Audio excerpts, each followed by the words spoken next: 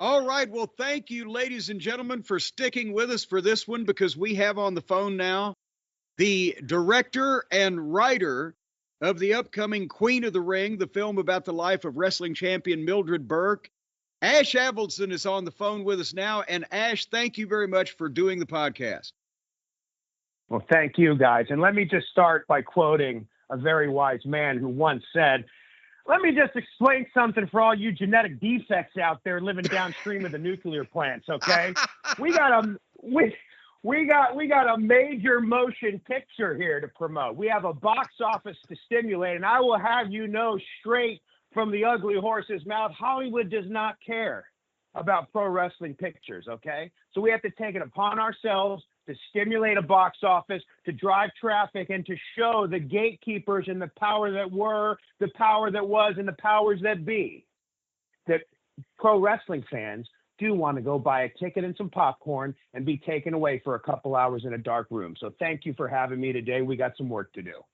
Ash, I'll tell you what, you sound like I may have been somewhere around your mother about 40 years ago. It sounds like to me you maybe some of me rubbed off on you, but I tell you, I've had bad experiences when I do try to take the wrestling fans into a dark room for a couple hours. I don't know if I recommend that or not. I went back and revisited your promo coming into WWE. I forget what year that was, and the genetic defects living downstream of the nuclear plants. I was like, that is so good. I got to bring that back. That was what a great fucking moment, man. Well, the people know and can tell that you're a wrestling fan, but this movie that you have made, Queen of the Ring, yes, it's about pro wrestling, and we think and hope that the wrestling fans will like it. But as a bigger overall motion picture, it kind of mirrors the come from behind underdog success story that your father, John Avildsen, actually directed. What was it now? My God, almost 50 years ago, the first Rocky. It's kind of in the same flavor of that, against all odds, we're going to triumph motion picture in a ring. Yeah. I met my father finally when I was 34, and we became very close for two and a half years before, unfortunately, he got pancreatic cancer out of nowhere. But yes, there's a lot of parallels. People think Rocky was a boxing movie, but it was really, a love story about a man that wanted to prove that he wasn't just a bum from the neighborhood, and he was worthy to get, the nerdy intellectual girl at the pet shop that he thought was out of his league. And with Queen of the Ring, we have fun and say, yeah, it's a pro wrestling movie, but truthfully, it's a much more human story about a single mom and a little boy that grows up in an unorthodox family and an unorthodox environment, pursuing their dreams. And it's a mom and her kid against the world. The odds are against her. And yes, she has a dream to be a pro wrestler in a time when most of America had it illegal. But it also is a very just crazy family drama between Mildred and her promoter, manager, husband, and his son. So it's really the four of them. When we were filming, I kept calling it the core four, of where, there's all these other characters and side stories that we're developing throughout the film, but the heart of it is really the four of them. It's Mildred Burke, Billy Wolf, and their two sons from, previous relationships. And the four of them go on this incredible journey. And I don't want to spoil anything because there's some really unique, bizarre, but, just magical moments that happen between these two parents and their two kids. But that was what really drew me to the story. Of course, I grew up a huge pro wrestling fan, and I still am. I remember the match I went to when I fell in love with researching what happens behind the scenes, because I didn't know as a little boy that house shows were a thing. I only thought what you saw on TV on the weekends was the only thing going on. I remember my mother We were actually dealing with some court drama. We were in Manhattan, and she comes in. She goes, "Hey, I'm taking you to see the Ultimate Warrior and the Undertaker at Madison Square Garden. And they're doing whatever a body bag match is." And I said, "What?" Like, that's not on TV. I thought she would just mess with me. I was like, "Oh, here's my mom trying to talk pro wrestling with me." I was like 8 or something. I was like, "No, that's not real. You're confused. You must be looking at something." She goes, "No, here it is." And I looked at the newspaper article and I go, "Oh my God, it's really happening." And it was a house show at MSG. And I'll never forget that. That was the match that made me go, wait, so there's so much more to wrestling than what I see on television. And then the rest is history. Now I'm just another mark like the rest of you, waiting for the new Dark Side of the Ring season. But yeah, well, that was the moment. The good thing is, sorry, that was a long answer. Well, no. The good thing is, with our audience, this is, of all the publicity that you will do for the Queen of the Ring, our listeners probably know more about Mildred Burke's story and the issues with Billy Wolf and et cetera. And of course, this story was based on the Queen of the Ring book by Jeff Lean. How did you get involved with, going from being a fan or from, thinking something of the story to, I'm actually going to write this screenplay. I'm going to make the arrangements. I'm going to delve into this thing and I'm going to make this movie. So I am friends with Jim Ross. The first movie I ever made, which was really this ridiculous dating comedy that me and my friends just created with our buddies, was basically us learning how to make a movie. It was almost probably 10 years ago now. We stunt casted some wrestlers. There was Diamond Dallas Page and Jake the Snake Roberts, and then we put in Jim Ross playing a character's boss. He was kind of this funny heel corporate guy. Anyway, I became friends with JR through that, and through that we stayed in contact. And once I felt like I actually knew how to make a real movie, I called JR and said, "Hey, I want to make an 80s period pro wrestling story that's kind of a love letter to all these great books I've read from that time frame. And I want to ask you to work on it with me because I want it to be authentic. And I love, just talking to you, and you've had so much experience, especially in that era. Would you work on it with me?" Because it felt like at the time there wasn't a pro wrestling movie. And this was probably 2016, 2017, we started it. There wasn't a pro wrestling movie that had a more, triumphant, inspirational ending. There's The Wrestler, which is a masterpiece, but that's, Aronofsky telling a story about the decay and the decline of the star. But there wasn't like, not to be on the nose, but there wasn't like a Rocky or Karate Kid pro wrestling movie that was truly in the zeitgeist. So I called JR, asked him if he wanted to work on it with me. He said, "Absolutely. By the way, do you know who Mildred Burke is?" And I said, "No, I have no idea. Who's that?" And he goes, "I want you to check out this book, Queen of the Ring. I feel like it should be a movie. It's on, the first woman who really put pro wrestling on the map for the ladies." And I go, "Wow, sure, okay." So I ordered the book. I read it that week. Probably the quickest book I read, that or My Appetite for Destruction, Stephen Adler's Guns N' Roses bio. And I read it, which is a great read, by the way. That's a page turner. So anyway, I read it right away. I called him back. I read it that weekend. I called him back Monday morning. I said, "Fucking forget about the fictional 80s thing. We have to tell this woman's story." I was so just enchanted. And I use that word with total intention. I was just enchanted by the book and her story. And I was also a mix of upset and embarrassed that I didn't know who she was. And none of my buddies on my pro wrestling group chats and text messages knew who she was. And this was actually, I think, a year or so before the WWE put her in the Hall of Fame. So no one I knew other than JR actually knew who Mildred Burke was. I knew Mae Young and Moolah, of course, because they were still on WWE TV. But I didn't even know about the Wendy Richter screw job with Spider Moolah until I started really diving into Mildred's story and doing a lot of other kind of peripheral research on it all. So I was just like, I just felt like compelled as a diehard pro wrestling fan, going like, unfortunately, not a lot of people read books anymore, especially if it's not on a super famous person. And even though the author of the book won a Pulitzer Prize for investigative journalism at the Washington Post, this book wasn't, it's not some bestseller. It's not something people know. So I felt like, well, if I can get the movie made, and use everything I have in my resources, last name, whatever, to just help the world learn about this story, even if you don't even care about pro wrestling. That's what's so great about it. You could give one shit about pro wrestling and just see this story for the just magical journey it takes you on with this family. And I think it's got a real shot. And so, yeah, I just set out to figure out how to get it made. And I joked about it at the beginning, having fun cutting a promo, but the truth is, yeah, Hollywood doesn't, I think it's going to change now, hopefully, with Iron Claw and with Queen of the Ring and whatever comes next, but there's not,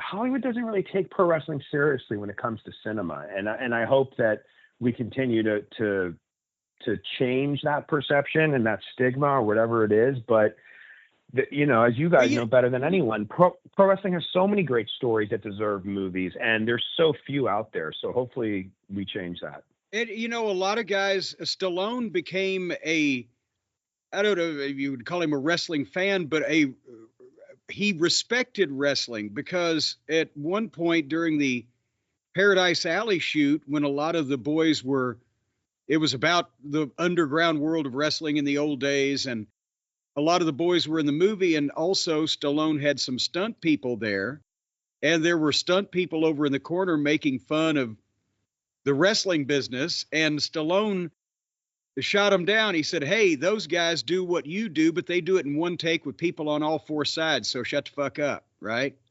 Yes. And, yes. That's one thing. Well, we've talked to Camille, who plays June Byers in the film, and, one of the things is you managed to capture the look and the flavor, especially with the Actors Theater shoot that I saw with the match between Mildred and June. You have the period piece flavor. Not only is it I have the same problem with this movie I do with every other movie about wrestling. Nobody in the world looks like the boys and now the girls, right? And there's nobody walking the face of the earth today that really looks like Jack Pfeffer. But Right. You captured it's a period piece. You captured the look of the old time arenas, the city of Louisville. Maybe you can tell us how you landed upon the Derby City, because you were able to take the Sealback Hotel, the Pendennis Club. It looks like the 30s. It looks like the 40s. You've done an incredible job there. How did Louisville come up? I appreciate that. So I was dancing between Savannah, Georgia, and Louisville, Kentucky, mainly because I needed a place that looked period. As many, there's no CGI. There's no. Actually, the only green screen that's in the whole movie, it's not even really in it. It was when you have an announcer bit that we use for television that quickly goes to black and white. So there's really, I would say, there's no green screen, there's no CGI. It's all practical locations, and everything you see in the frame was, except when we go to these black and white cutaways for passages of time, it's all real. Louisville has a lot of great historical buildings, and it also has OVW, right down the road, where we needed to train our actors so that the wrestling could be as authentic as possible. I almost did Savannah, and I loved it, and I met with the film commission there, but it was a more challenging location to get everything to, because most things have to come from Atlanta, and there's just a bunch of other challenges we had. And also there wasn't a wrestling setup like OVW. When I went to Louisville, everything was very close in the city, like within the 4 miles. Most of our locations can be there, and Kentucky is very, being aggressive from what I can tell with bringing more productions there, the tax rebate, all those things. And it just felt like Louisville was the right place. And look, a big part of that was OVW being there. A big part of that was just all the wrestling history there. And then we just started having all these like Easter eggs, like you living there it started going, I believe people go, oh, the universe works in mysterious ways. I actually think the universe works in very obvious ways if you're tuned to the right channel or the right frequency. And then you kind of just got to go with the flow and start following the signs. And it kind of just Louisville just all of a sudden became this, and then you have this, and then you have that, and everything just started falling into place. And so I just said, you know what, I'm going to go with it. Louisville, Kentucky over Savannah. Let's set up shop. And I'm glad we did. And I love Savannah, but yeah. And that's why, luckily enough, you not only got me, but the premiere, the world premiere, besides the film festivals that there's been sneak peeks, but the world premiere for Queen of the Ring is going to be February 25th here in Louisville, Kentucky at the AMC Stony Brook Cinemas. And we're going to have more on that details in the upcoming weeks on the podcast. The 26th of February, you're going to be in Chicago, and the 27th in Nashville, Tennessee, which is your adopted hometown now that you've moved out east from California, right? I did. Yeah. I moved my company Sumerian to Nashville, and I will hopefully have a home there raising my little boy there. But I've fallen in love with the city, and it just seems to be a better place where I can, raise the family and have a little peace of mind. But I've been in Los Angeles 20 plus years. I'm here right now finishing the movie. I love this city, but now being a parent and everything, and really just trying to focus on safety, I think it's a hard decision I made. But yes, Nashville, and we're purposely starting the premieres in Louisville. So the cut of the film that was in the film festivals has changed slightly. Nothing dramatic, but there's been a handful of tweaks to scenes. There's been some musical changes. One short scene has been removed, and a few other scenes have either been shortened or extended to make it easier to follow the narrative. But Louisville, we're purposely giving the first city to see the finished theatrical cut of the film, mainly to say thank you to Louisville, because everyone that worked on the movie that was local, as well as every background actor, every location, it was met with such open arms that I get emotional even just talking about it, because I'll give a fun little difference for everyone to understand the difference between shooting a movie like this in LA and shooting it somewhere in the heartland like Louisville. In LA, people are so jaded about movie productions and they just assume movie, a bunch of money because, there's a studios there. So you'll be shooting in a house and someone across the street will be like, oh, look, they're shooting in the driveway of that house. They got a movie. And he'll start mowing his lawn. And he's mowing his lawn. And then your line producer's got to go across the street and go, hey, man, we're shooting a movie across the street. We got permits and everything. Do you mind mowing your lawn later? And, not even, just like a pro wrestling, I go, nah, man, this is the only time I can mow my lawn. I got a whole busy day. I got to mow it right now in this hour as you're shooting in your driveway. And then the line producers, that's it. Or for $15,000, I'll shut off my lawnmower right now and go back in my house. And then you're literally caught and some guys guide you. And it's just, that's the reality. Now, go to Louisville. Oh, you're making a movie? Oh, it's a true story about this fascinating woman that everyone forgot about? How can we help? And that extends from the location. And don't get me wrong, we still paid plenty of money. Some of these locations were expensive because even though they're a period building, they're owned by some corporation. However, some of them are still family owned. But the background actors, just the spirit, which we really captured in the final scene of the film, which you're all over, that there was just such passion and an earnest love for the fact that, a major motion picture baby was coming to Louisville. So that was why we're doing Louisville first. It's a thank you to the city and to everyone that worked on it on and off the screen. And I just think they deserve to see it first. So we are doing LA and New York, but that'll be the following week. Louisville, Kentucky, you guys are up first. And then everything busts open on March the 7th, nationwide, as they say, on screens all across America. The people will be able to go and see Queen of the Ring in their neighborhood. Brian, I know you've been sitting back silent because, Ash is a big-time Hollywood mogul and director, and I'm a major motion picture star, but would like, one of the normal people like you like to ask a question? Yeah, Ash, I was hoping you and I could maybe talk off air, maybe partner up on something. I've been working on this script for a while. Oh, come on. It's called Mustang Hill. And it's about this crazy, mean old man who one day is sitting at home cursing at the sky, and a car comes flying over a hill, seemingly, and lands on a fence. And then he goes out there and verbally assaults all the civilians looking to help the victims, as well as the police officer. And that's kind of the big ending, is the police officer and him.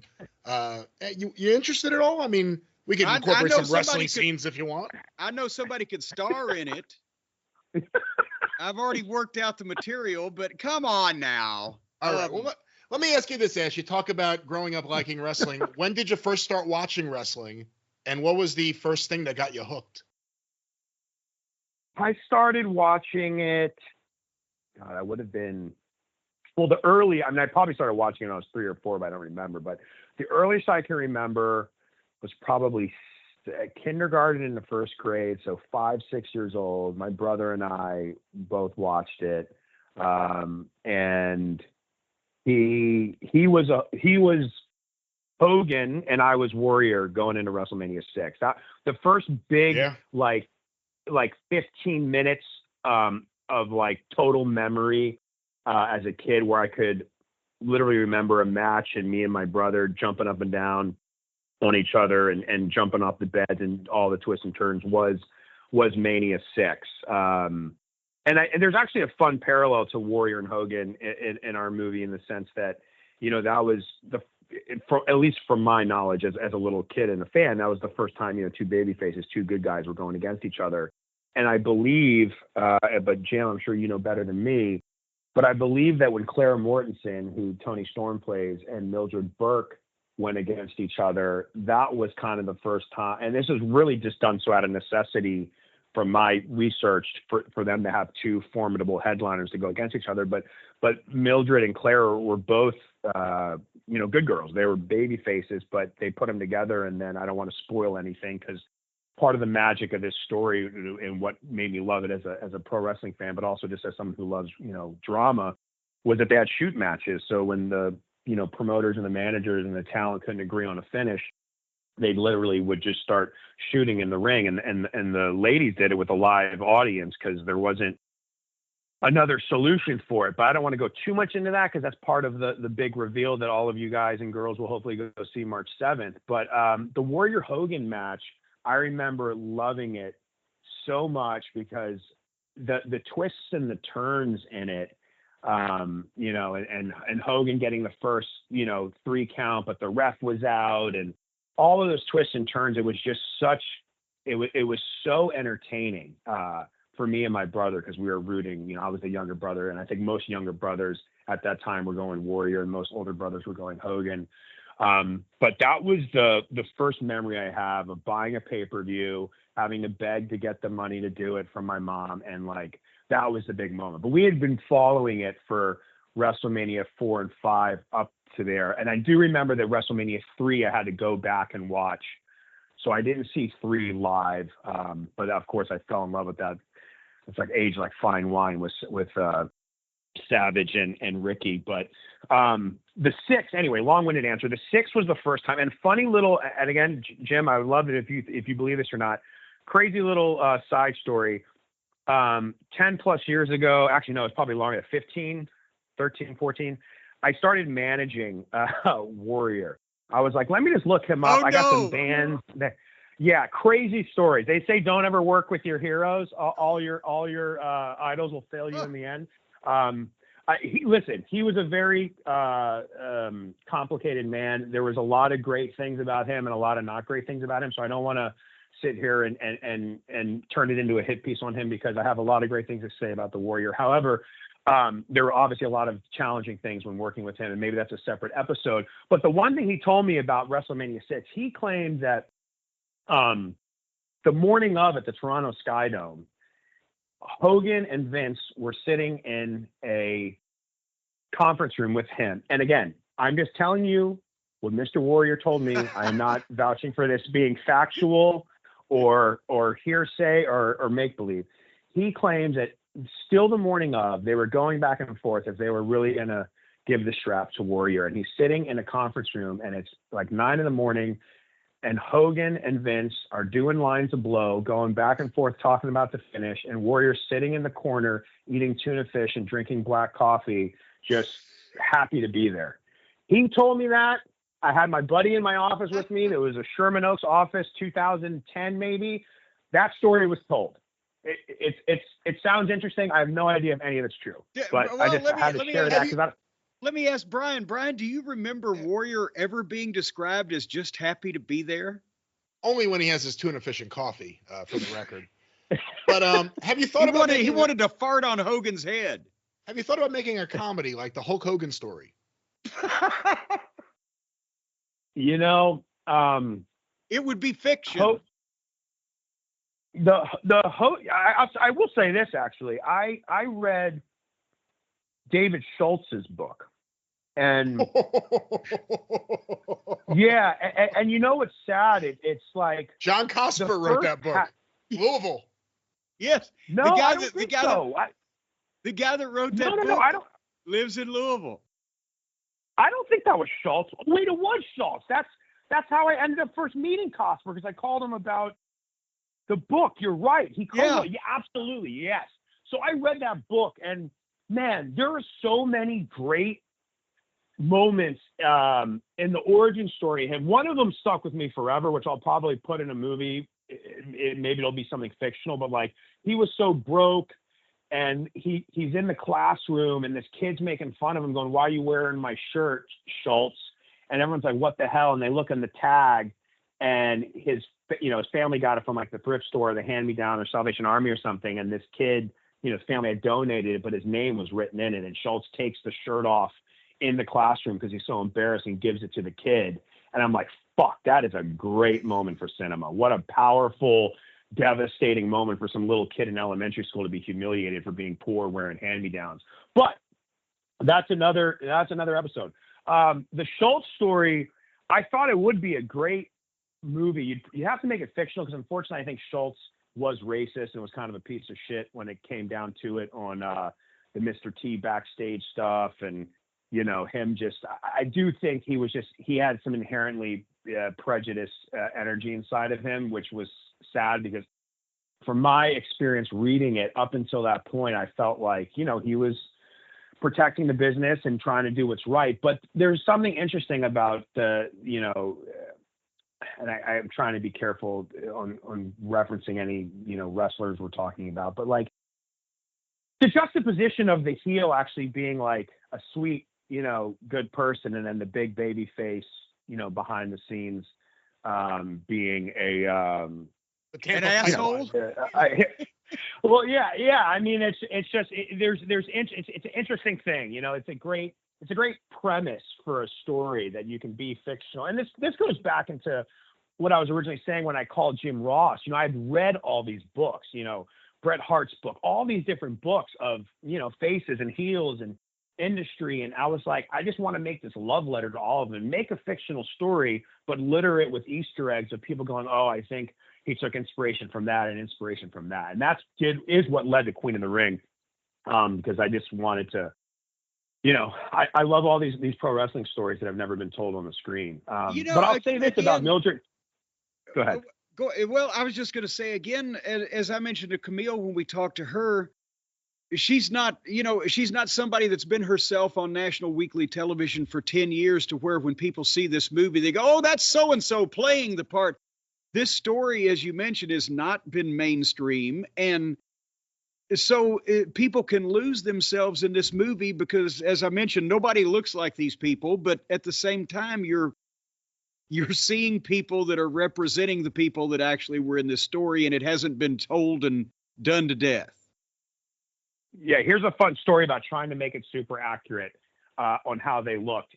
Obviously, you can only do so much with everyone you casted, but when we were doing the screen test, which is basically the first time we put, the actors in hair, makeup, and wardrobe and put them in front of the camera and do the lighting palette and see what they're actually going to look like in the movie, Mildred, Emily Rickards, comes out, and they've done her eyebrows like what the eyebrows really looked like back then. They're very thin and very arced. And you know, everyone's like, okay, here we go. We're showing the director. And I'm just like, never. What? I go, absolutely not. It won't work. We're going to be the eyebrow movie. No one will even focus on it. That's all they'll see. Because yeah. That's all they'll see. And that was the start of me taking creative liberties of like, there's a time and a place to be very specific on accuracy. And then there's other things where it's just going to take away from the story, which is the most important thing is the human story in this. And I was like, forget about the slanted eyebrows. And it's nothing against the team that did them. They were legit, but it's just so distracting because we don't see anyone like that. You see the pictures of Mildred Burke and the eyebrows, but no, today people like, my God, was she a burn victim? What has happened here? Literally, we would have been the 2-hour eyebrow movie. That's what it would have been. Yeah. And I was just like, forget it. No, natural eyebrows. And they told me I had to dress like a businessman from the 40s and 50s. Luckily, I just brought my own stuff from home. I did actually. The third day I was wearing my own shit. It looked like, you know, here, we'll give you a pair of shoes. And then I was under the desk where you couldn't see my shoes. I'm wearing those goddamn tight ass painful shoes all night. You couldn't even see them. You did a great job though, Jim. Truthfully, you really did. Well, I appreciate it. Brian, I'm sorry we covered you up. Considering the talent that's in the movie, how much, or did you have any dealings with any of the wrestling companies today? WWE, AEW, TNA, that pretty much covers it in America. I'm sure New Japan stayed out of it, but did you have any dealings with the different wrestling companies? So I started with Billy Corgan for NWA because Camille was still under contract with. Well, actually, no, I didn't. Okay. You know what? Fuck it. The movie comes out in fucking a matter of weeks. Tell a story, baby. Tell a story. Yeah. I mean, so here's the reality, guys. I'm going to break it here first. And all I ask is all you cult of Cornette, cornballs, or whatever the lingo is, you marvelous marks of mayhem, show the world opening weekend. Be part of the conversation. Love it or hate it. Just talk about it. And go support an independent film that not only is it about an underdog woman, but it was an underdog production. Every which way, there were roadblocks. There was, and I'll lead that into the WWE of it all.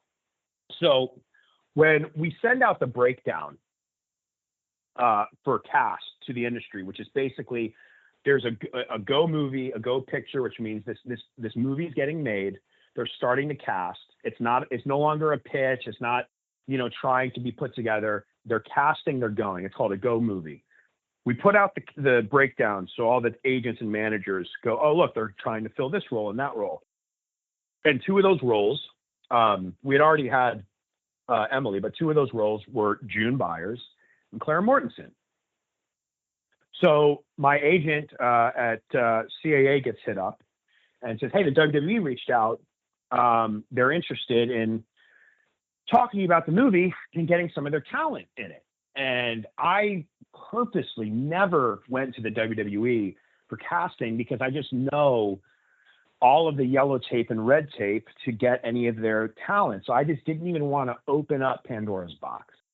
But they say, no, go take the meeting with them. It was the head of scripted entertainment there, or scripted film and television, who is no longer there after the TKO deal, but he was there for many years, lovely guy. And he goes, we love the script. I want you to meet with two other execs. I go out to Century City. I meet with these two other gentlemen, lovely guys. All these people were great. We love the script. We want to support. Will you meet? We're going to send it to Charlotte Flair and Liv Morgan. And will you do Zooms with them? I go, of course. They're two of the best in the world right now. I would love to. Nothing but love and grace and respect to Charlotte and Liv. I get on Zooms, each one of them separately, and I have now gone, you know what? Maybe I will cast some WWE stars. I've always wanted those two roles to be real wrestlers just because the amount of stunts that are going to happen, that I wanted Clara and June to be people that could do their own stunts and that knew the art of pro wrestling. So they were always going to be stunt casted, no pun intended, but I wanted to make sure that they were the right people to play those roles.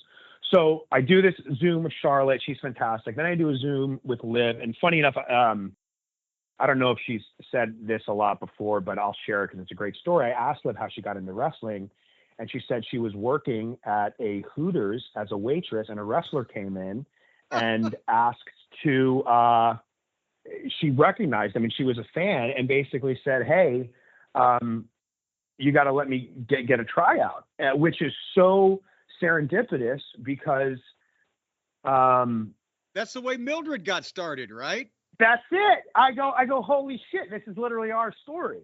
Now, I don't know if she wants to share. I mean, maybe you edit out the Hooters. I don't know if she cares about that, but she was a waitress and a wrestler comes in. I know who the wrestler was. Again, I don't know if she wants it public because I don't want to disrespect anybody. But anyway, that's the heart of the story. She was a waitress. A wrestler comes in, give me a tryout, just like Mildred's story. And then Charlotte had just so responded to the screenplay. She's like, this is so real. This is how it is. And so we casted both of them. Charlotte comes out to Louisville and she's training with us. She's already been, sized with wardrobe. She's at OVW. She's training Emily. She was so amazing. She's just so committed, so excited. And I'm thrilled because I'm like, wow, Charlotte Flair is going to be our main villain. And she's just, one of the best in the world, one of the best of all time. And then days before we start shooting, not even weeks, literally days, less than a week, my producers can't get the paperwork signed from WWE. And we're still waiting for Liv to arrive, but Charlotte's already there. And then all of a sudden becomes this game of ambiguity where, oh, she's being pulled. What do you mean? Well, they won't let her sign. And I'm like, well, who's saying that? You guys are the ones that pitched me to cast them. And I keep asking, the people at WWE in the film department, and, the cut to the chase, no one can give me a very clear, honest answer other than they believe it came from the very top, which would have been Vince at the time, and that he was mad about another wrestler who I believe maybe this was Seth Rollins shooting Captain America, which unfortunately I think his scenes got cut anyway, but he was mad that some of their talent wasn't shooting all their TV episodes because they were out doing movies. And he was like, if it's an independent film, we're not messing with it. And the punchline was they pulled Charlotte out of it because it was an indie film and they didn't want her, I don't know if it was wasting her time or jeopardizing her time or her storyline. I don't know what it was. I thought it was some old beef with Mildred Burke and Vince or Vince Sr. I couldn't figure it out because like, why would they do this to us? Oh, Vince Sr. and Mildred Burke, they patched that up back in 1946. No, so basically they come to you and they say, we'd like you to book these two young ladies to be in the movie, and you bring Charlotte to Louisville, wardrobe her, put her up, train her. She's excited about it. And then they say, never mind, we changed our minds. She can't do it. Yeah. And by the way, we have all these great videos, which I mean, I guess unless Hunter, if you're out there, or Nick Khan, if somebody wants to call me and tell me what's up, but like, we'll probably just put them out there because they're great footage of Charlotte, training Emily and how much the movie means to her and how excited. And the whole thing's just sad and tragic in the sense that they pulled her and it was so elusive and just, and again, I'm not trying to sit here and shame the WWE. I love the company. It's a huge reason why this movie got made in the sense that it inspired me as a kid growing up and watching it. But like the whole way it was handled was fucked up. And then, by the way, here's part 2 to this story. So then TKO, right? They sell. Then we start getting good feedback in the film festival circuit. Then a guy from TKO, who's like, somewhat newer there, but really lovely guy, digital sponsorships, brand partnerships. They approach us, hey, we want to help promote this movie. We want to get involved. I go, you really? And by the way, I have whatever the kids call it. I have the receipts. I have all the emails, phone calls, texts. Now they're coming to us again. Hey, we want to do this. We want to do that. I go, great. I would love to have WWE help promote this. You guys have the target audience. Can we do something in between Royal Rumble and WrestleMania when it's coming out? I can get some of the P&A money, which is, the promotional marketing advertising dollars to promote a theatrical release. I go, we'll pay you what you're asking to help promote this. Great. This is going to be great. All right. We have this whole thing coming together. I'm going to go get the long form. 2 days go by. Guy didn't call me back. I go, fuck, this is the first time I've never had someone want to take my money. Why isn't this guy calling me? 2 more days go by. Hey, I'm really embarrassed. I don't know what to say. When this went up to the top, they said, oh, yeah, we can't be involved in that movie. I go, they you literally want to take you again? Yeah, this is post-TKO. So the first time the casting was pre-TKO. Second time post-TKO. They come to me again. And look, this is not to stir up drama. I asked this gentleman actually as recently as like a week ago, hey, he saw the trailer coming. He goes, hey, man, congrats. I'm really rooting for you. I'm sorry we didn't get to, help you with it. I go, dude, totally get it. Thank you for reaching out. It means a lot. I hope we work on another project. By the way, I'm going to have to start doing press for the film. And this is going to get brought up because everyone knows Charlotte and Liv were originally cast in it because, 100 news sites ran that story when it was happening. What do you want me to say in regards to that? And what do you want me to say in regards to the WWE not having any association with it? He goes, you know what? Let me find out what that is and get back to you. And guess what? No one ever told me anything. So here I am with the cult to Cornette shooting it left, right, and center. This is the reality of it all. I don't know why. I have my own theories. But is it a Jim Ross thing? No one has told me anything definitively at all, other than they left me at the altar twice and said, thanks for stopping by. It's just but on the second one, nobody said we can't take your money because blank. Yes, there was never a reason. And again, they approached us. I had left it alone. I said, you know what? I'll work with TNA, AEW, NWA, OVW, PPW, PWG.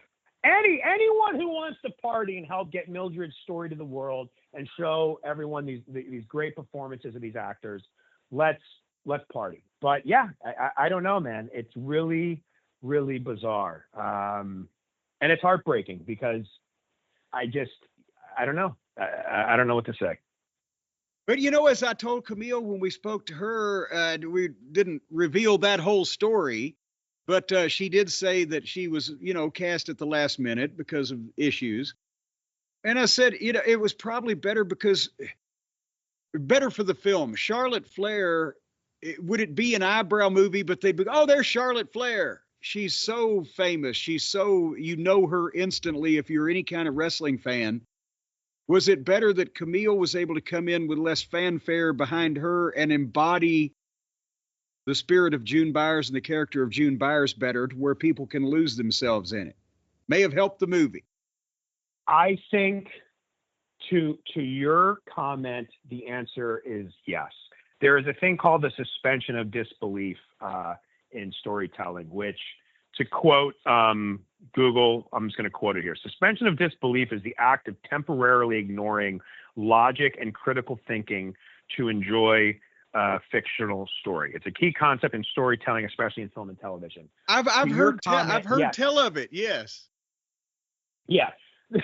The suspension of disbelief, I do think what they say, oh, it took me out of it. I think because Charlotte is so recognizable and so famous and so terrific, it may have been harder to escape into this world and go to this other time and place because she's Charlotte Flair.